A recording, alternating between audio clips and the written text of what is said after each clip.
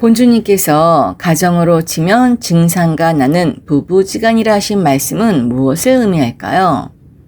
또 다른 주제에 대해서도 한번 살펴보겠습니다. 본주님께서 가정으로 치면 증상가 나는 부부지간이라 하신 말씀은 무엇을 의미할까요?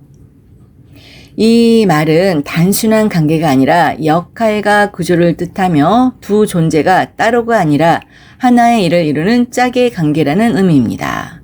부부는 음과 양의 결합 구조로 한쪽은 시작을 열고 한쪽은 받아 완성하며 씨와 열매처럼 둘이 있어야 하나의 일이 완성됩니다. 상제님은 틀을 짜고 법을 여는 시작의 자리이고 본주님은 그 흐름을 받아 현실에서 완성하는 자리이므로 하늘과 땅, 위와 아래, 씨와 열매의 구조와 같습니다. 그렇다면 상제님과 본주님 두 분 다 왜 내경도로 공사를 보신 걸까요?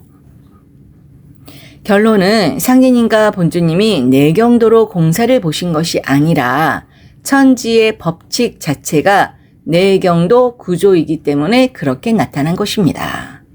사람은 다르게 보지만 실제 흐름은 하나이며 그 이유는 사람이 만드는 것이 아니라 이미 존재하는 법칙이 움직이기 때문입니다.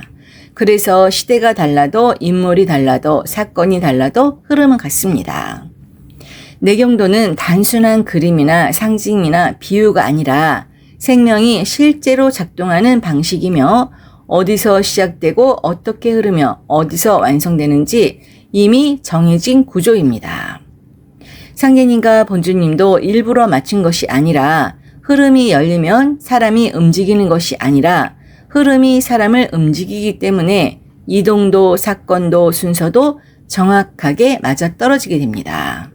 그래서 겉으로 보면 놀이나 이동이나 우연처럼 보이지만 구조로 보면 시작과 진행과 뒤집힘과 완성이라는 동일한 흐름으로 나타나며 판 안에서 움직이던 것이 판 밖으로 넘어가는 전환까지 포함됩니다.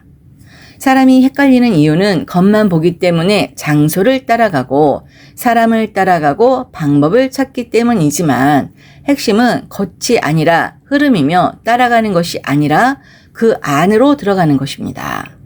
내경도는 외워서 되는 것이 아니고 이해돼서 되는 것도 아니라 같은 흐름이 내 안에서 실제로 일어나야 하며 결국 진짜는 사람이 만드는 것이 아니라 천지의 법칙이 내경도 구조로 그대로 드러나는 것입니다.